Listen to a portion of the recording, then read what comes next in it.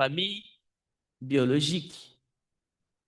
C'est comme ça que nous pouvons évoluer dans peut-être la famille spirituelle. Mais la fête des pères aujourd'hui, il s'agit bien des pères biologiques. Commençons par là et on va évoluer. Quelle est la fonction des pères dans la parole de Dieu au sein de la famille?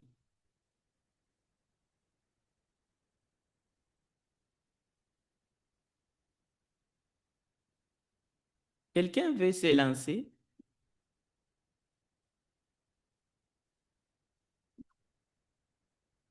Bon, peut-être que il faut toujours trouver une manière pour briser la glace. Prenons l'exemple d'un camionnaire. OK? Quand je dis camionnaire, je parle vraiment de ceux qui font Montréal, Toronto, Vancouver pour livrer les marchandises, mais ils font Californie, ils font Los Angeles, ils vont aux États-Unis, ils partent d'ici, d'accord? Et sa femme est ici à Montréal avec les enfants, ou un enfant ou pas d'enfant. Et lorsqu'il part comme ça, il revient peut-être après une semaine ou 2 semaines. Est-ce que cet homme est en train de jouer son rôle de père? Peut-on dit que cet homme remplit sa fonction de père par rapport à son emploi? Oui. Ah, je pensais que non. Il enlevait les lunettes. Comme j'ai l'habitude de voir sa main, je pensais qu'il avait levé la main. Ah, voilà. Est-ce que quelqu'un peut aller dans le sens? Je vous donne un exemple. Maintenant, dites, est-ce que ce conducteur remplit sa fonction de père selon la parole de Dieu? Oui. Daniel, tu veux dire? Oui. Ok. Prends la parole. Merci de briser la glace. Le rôle de père dans la parole, c'est premièrement de veiller en tout le temps dans la parole, à étudier la parole, pour apprendre ce que Dieu nous demande à nous, selon la parole, pour nous éduquer nos enfants y la famille aussi, en base a la parole. Que nous pourrions planter ça dans la famille, dans l'époux et les enfants, pour que comprennent que nous devons suivre le qui nous dit le Seigneur, que la Bible est chemin et la vérité. Et puis, je pense que quand nous eh, conduisons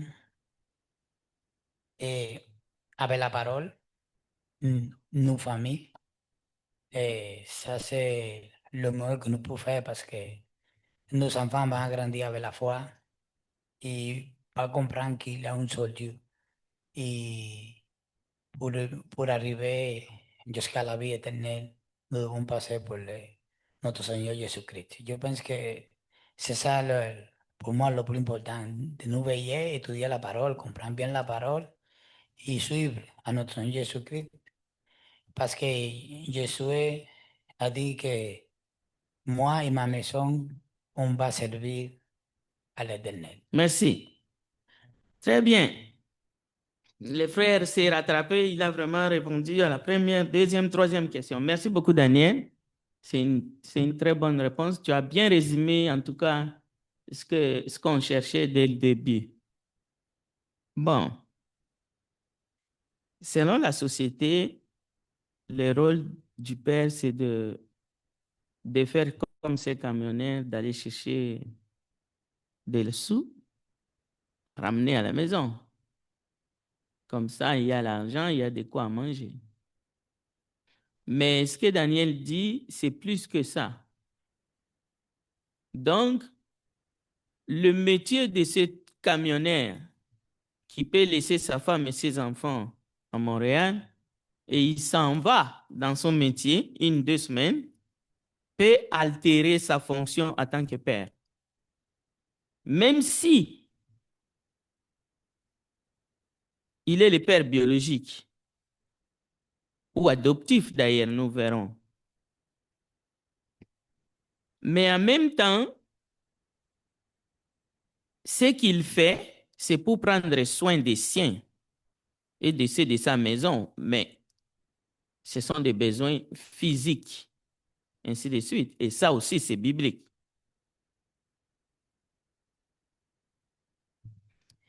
La fonction du père dans la famille, selon Dieu, ne se résume pas forcément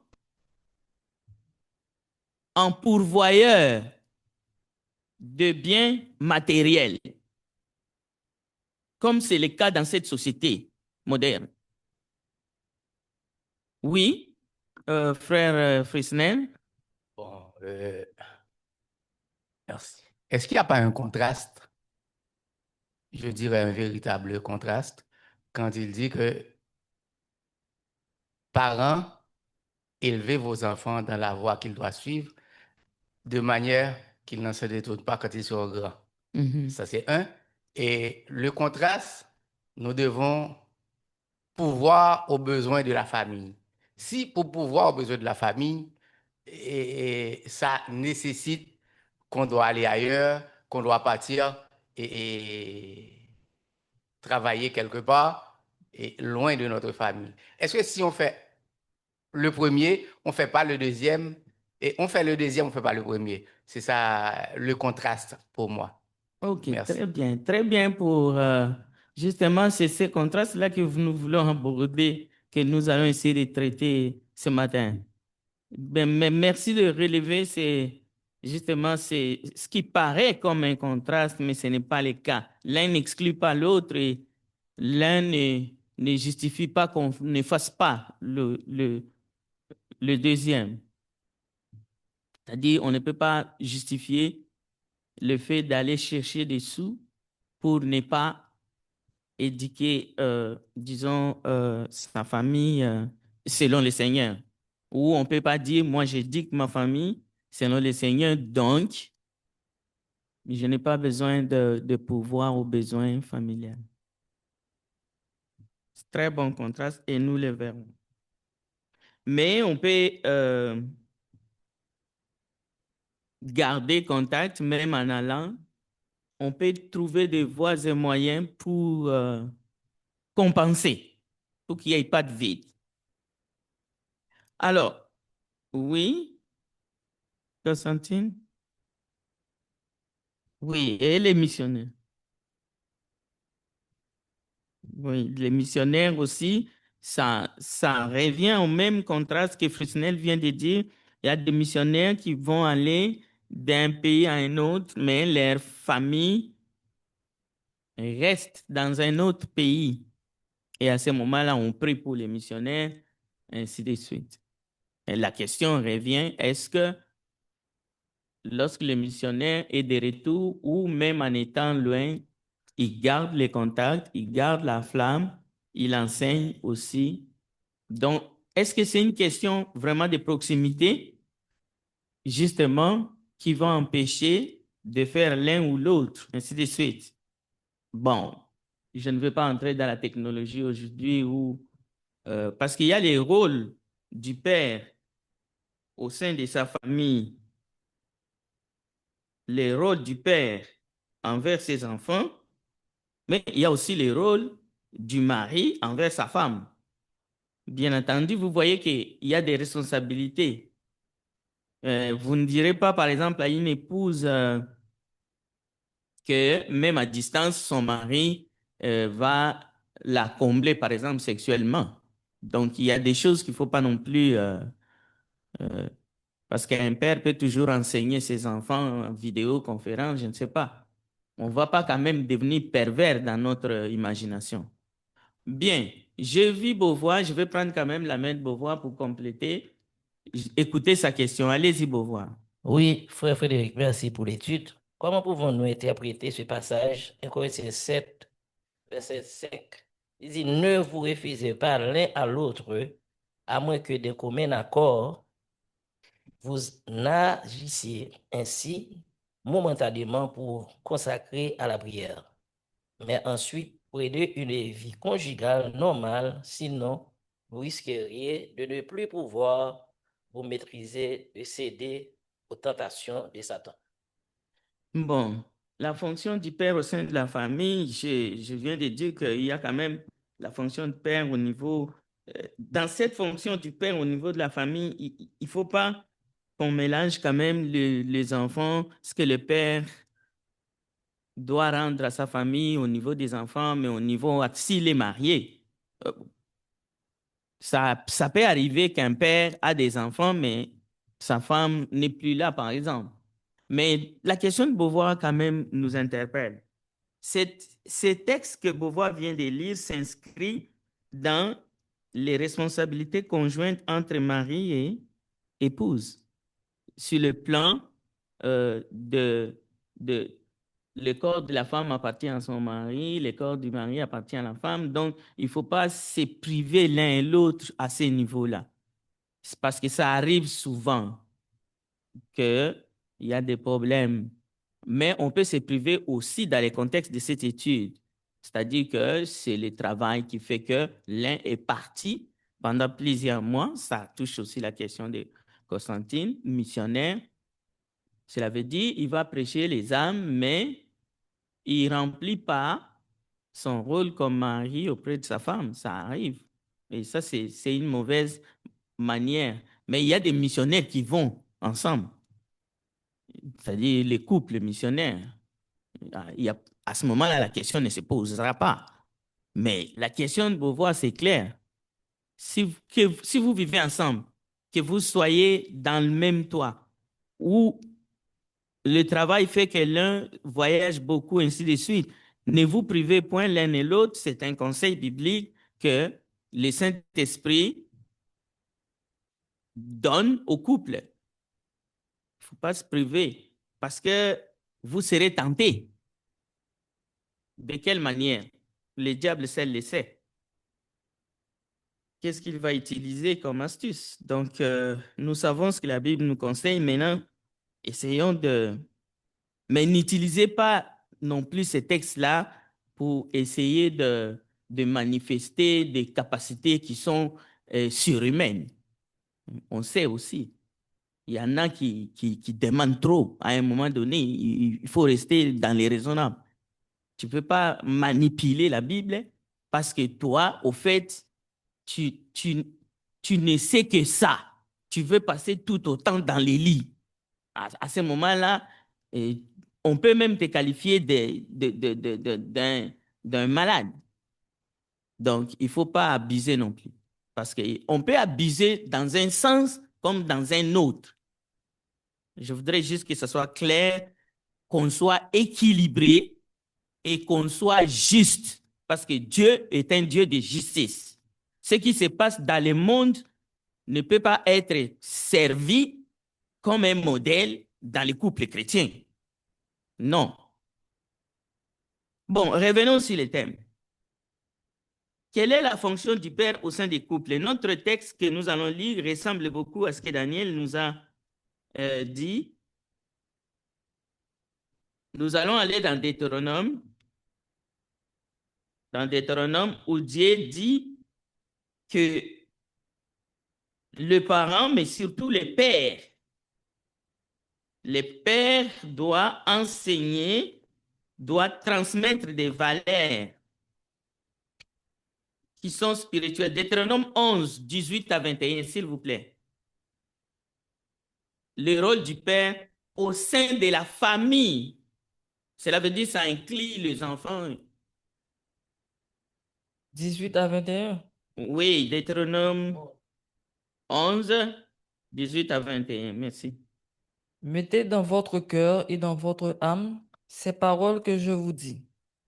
Vous les lirez comme un signe sur vos mains, et elles seront comme des frontaux entre vos yeux. Vous les enseignerez à vos enfants, et vous leur en parlerez quand tu seras dans ta maison, Quand tu iras en voyage, quand tu te coucheras et quand tu te lèveras, tu les écriras sur les poteaux de ta maison et sur tes portes. Verset 21. Et alors, vos jours et les jours de vos enfants, dans le pays que l'Éternel a juré à vos pères de leur donner, seront aussi nombreux que les jours des cieux le seront au-dessus de la terre. Merci. Vous voyez que c'est très difficile de prendre Dieu à défaut. Si vous ramassez tout ce qui a été dit ici, vous pouvez retrouver cela dans ce texte. Comment? Écoutez. Le rôle et la fonction du père au sein de la famille, selon le plan de Dieu, ça devrait fonctionner tout le temps. Que vous soyez en voyage ou non,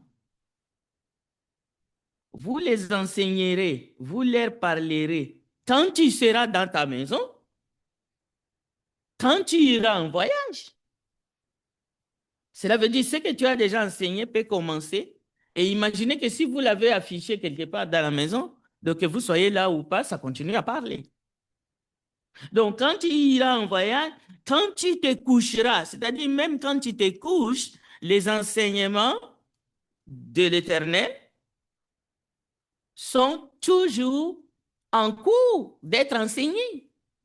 Donc, ce n'est pas une question de proximité, mais toutes les questions qui ont été posées et les réponses qui ont été données, c'est vrai, il y a des domaines qui demandent la proximité.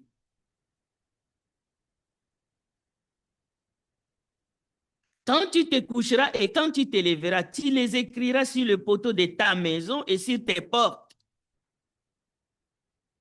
Et alors, il y a une bénédiction qui s'attache, mais des grandes bénédictions. Et alors, vos jours et les jours de vos enfants dans le pays que l'Éternel a juré à vos pères de leur donner seront aussi nombreux. Alors, en Occident, on se demande, aussi nombreux que les jours des cieux les seront au-dessus de la terre. Deutéronome 11, verset. Aujourd'hui, en Occident, on se pose beaucoup de questions. Pourquoi ça ne va pas? Qu'est-ce qui fait que nous en sommes arrivés là où nous sommes? Si vous échouez en tant que père aux yeux de Dieu, vous échouez dans la vie. Au fait, dans notre société, l'échec, au fait, se trouve à ce niveau. Un père a plusieurs devoirs. D'abord, communiquer, pas seulement communiquer et éduquer. Il y a d'autres qui vont suivre. Il y a l'enseignement de la parole.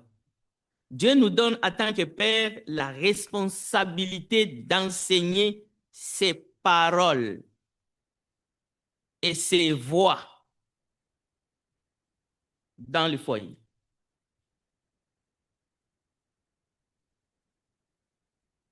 Il ne s'agit pas simplement d'avoir un culte familial de 2-3 minutes. Non. Il faut que ça soit efficace, les enseignements. Et la discipline spirituelle continue, soutenue, mais pas de manière tyrannique. Pas de manière tyrannique, mais en toute occasion, c'est la responsabilité du père dans les foyers. Et c'est primordial.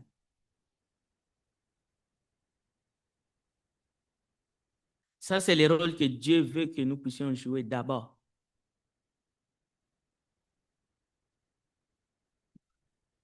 Alors, quelqu'un dira, moi je l'ai fait. Non, ce n'est pas le but.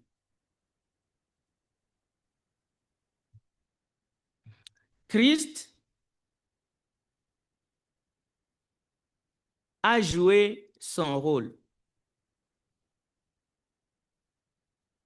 C'est pour cela, un jour, il va dire à Philippe, lorsque Philippe lui dit, montre-nous le Père, qu'est-ce que Jésus lui répond? Jésus lui dit, pourquoi dit-il, montre-nous le Père? Jésus n'est pas en train d'usurper la place du Père, non. Jésus n'est pas en train de chercher à se fusionner avec son Père, non. Jésus est en train de dire à Philippe, pourquoi dit-il, montre-nous le Père?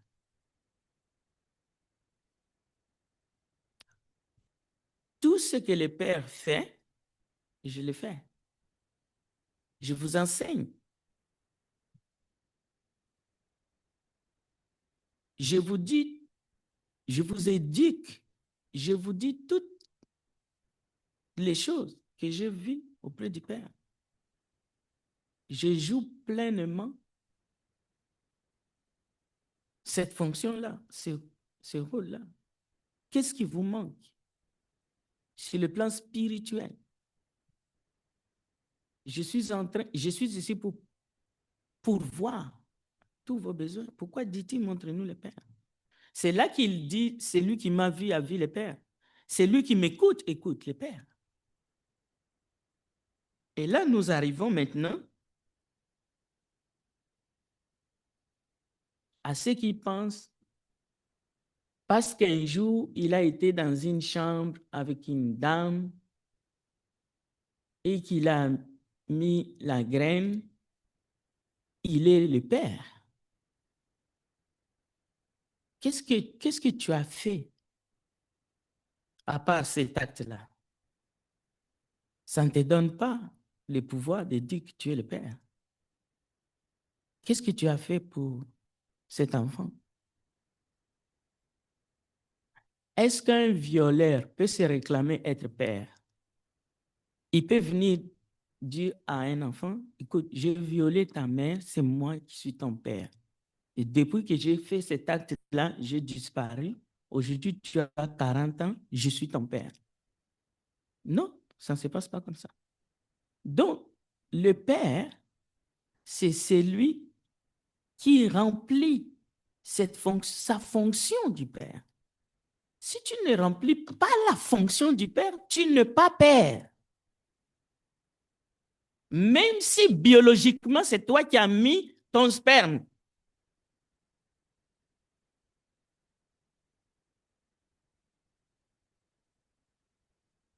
C'est important.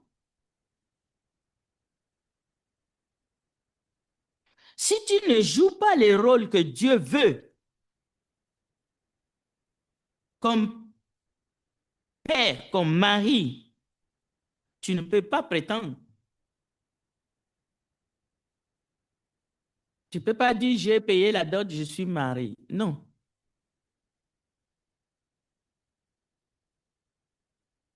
Ça ne marche pas comme ça. Tu ne peux pas dire, je suis père, mon rôle c'est de dominer. Mon rôle c'est de diriger. Non. Est-ce que tu remplis la fonction du père selon la parole?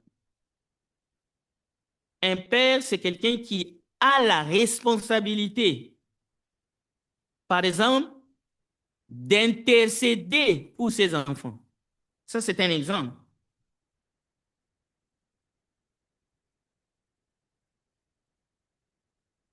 Moïse l'a fait pour Israël et il était considéré comme un père. Exode chapitre 12, verset 3 à 7.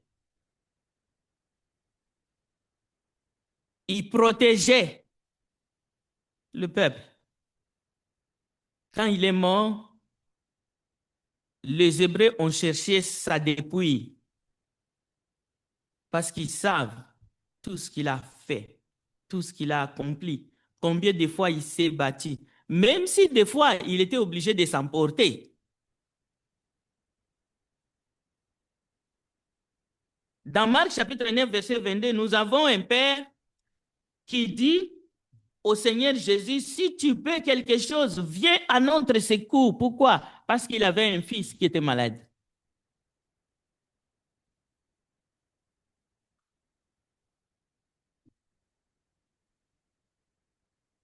Et Jésus lui dira, si tu peux, tout est possible à celui qui croit. Donc, c'est la foi du Père qui était engagée.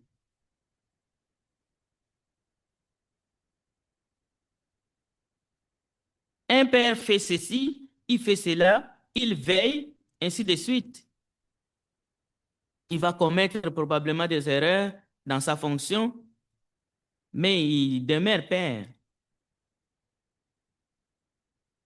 La plupart de ceux qui sont engagés dans ce rôle de père ne seront jamais récompensés par ici-bas. Parce que souvent, vous savez, nous vivons dans un monde où l'esprit de Caïn fait rage. Il n'y a pas de reconnaissance. Ne cherchez pas la reconnaissance dans cette fonction de père. Ne cherchez pas. Parce que Dieu te récompensera. C'est Dieu qui va te récompenser.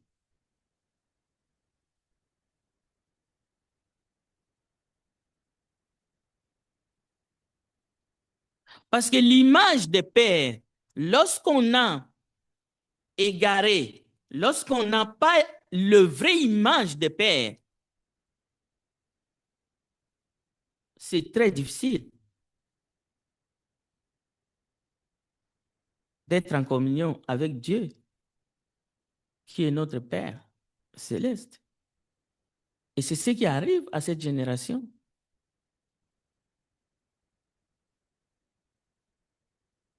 La fonction du Père n'est pas d'être le roi de la maison. Non. Bien qu'il y a les textes de 1 Timothée chapitre 3 qui dit les qualités du responsable, c'est de bien diriger sa maison. Mais la même parole est dite aussi aux jeunes femmes, de bien diriger leur maison. Mais la fonction, la responsabilité, la fonction du Père, oui, dans la paternité, mais il y a des plus grandes responsabilités et de plus grands privilèges que Dieu donne. Dieu cherche un homme. Dieu cherche des pères qui ont à cœur de remplir leurs fonctions, leurs responsabilités. Écoutez, Genèse chapitre 18, verset 19. Car je l'ai choisi afin qu'il ordonne à ses fils et à sa famille, après lui, de garder la voie de l'Éternel, de garder la voie de l'Éternel en pratiquant la justice et le droit.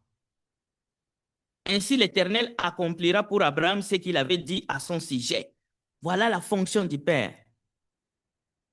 Ordonner à ses fils et à sa famille de garder la voie de l'Éternel en pratiquant la justice et les droits.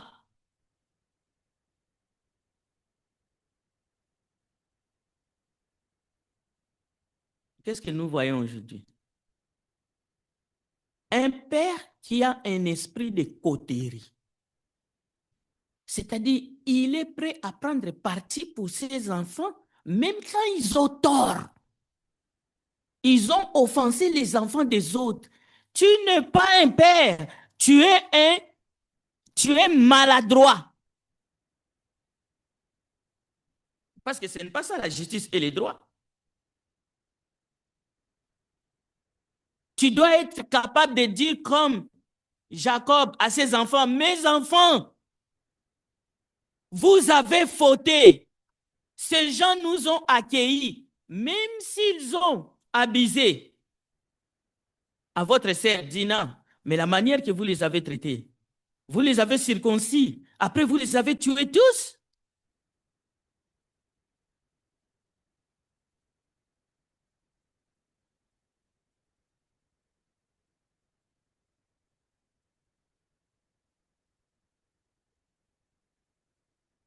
Genèse chapitre 18, verset 19. Et la jeunesse d'aujourd'hui, manipulatrice, ils ont rendu les parents au point de renier Dieu. Parce que Dieu est un Dieu de justice.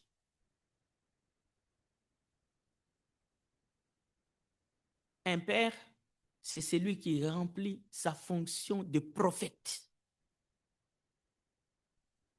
C'est celui qui craint Dieu, qui apprend à ses enfants la crainte de Dieu, au prix d'être renié même par ses enfants.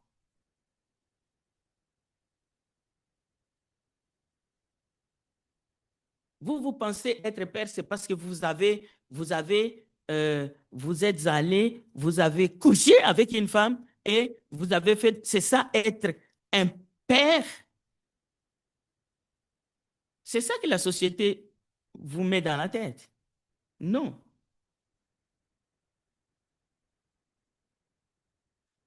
La dernière question que nous allons nous poser, en tant que père, quand je ne serai plus là,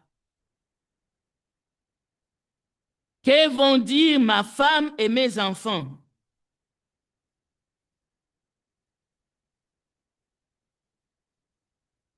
Pas par rapport à mon comportement ou à mon caractère, mais par rapport à ce que je suis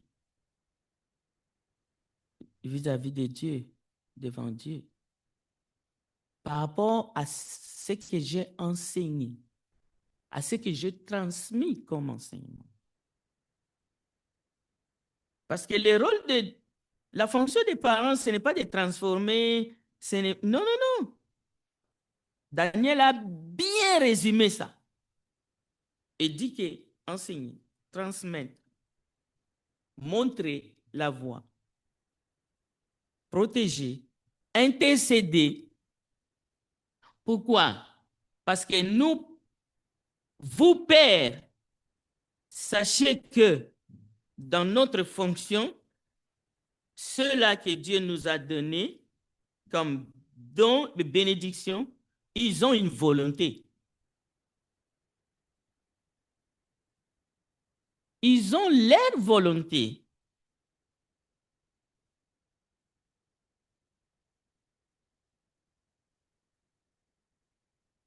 C'est un choc.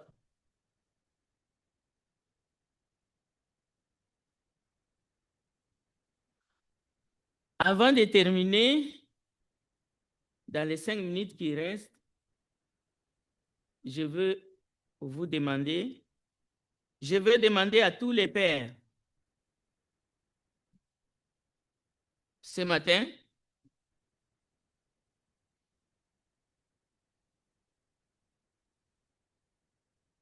que nous fassions une prière à Dieu.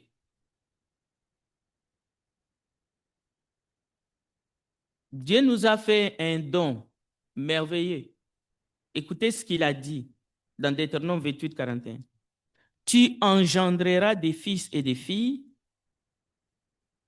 mais ils ne seront pas à toi.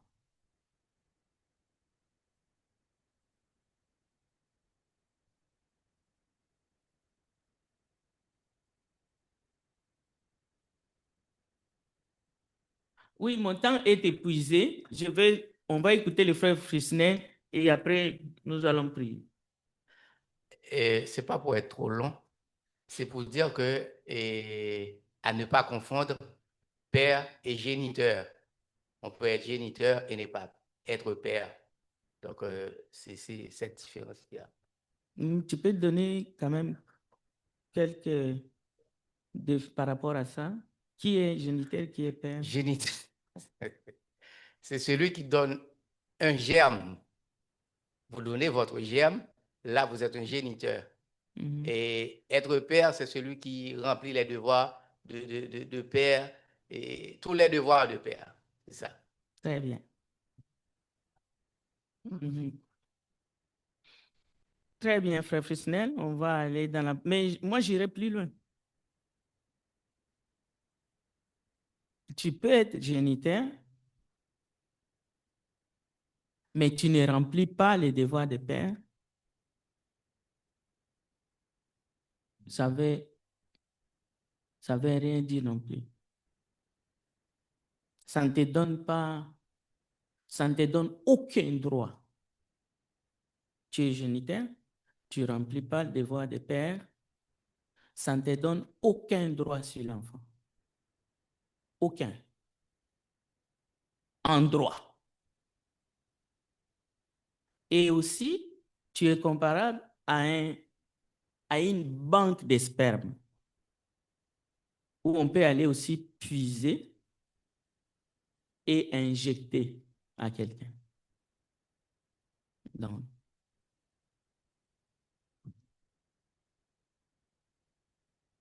tu engendreras des fils et des filles, mais ils ne seront pas à toi. Je crois que l'attitude et le sentiment des propriétés qui nous habitent, de considérer que nos enfants sont à nous, c'est à moi, nous égare. Mais ce que je voulais terminer, un père, c'est un serviteur. Si vous êtes réellement père ou mère, nous sommes des serviteurs et des servantes. Et même des serviteurs inutiles devant Dieu. Prions ensemble. Nous te bénissons, grand Dieu des cieux. Merci d'avoir fait de nous des parents, de pères et de mères légitimes. Aide-nous à accomplir cette mission avec courage jusqu'au moment où nos enfants grandissent et deviennent à leur tour des pères et des mères. Conscients, conscientes. Bénis ta parole. Glorifie-toi au milieu de ton peuple. Nous te le demandons, Père, parce que tu agis envers nous avec responsabilité et avec amour. Puissions-nous te prendre comme modèle. Au nom précieux de Jésus, nous avons ainsi prié. Amen.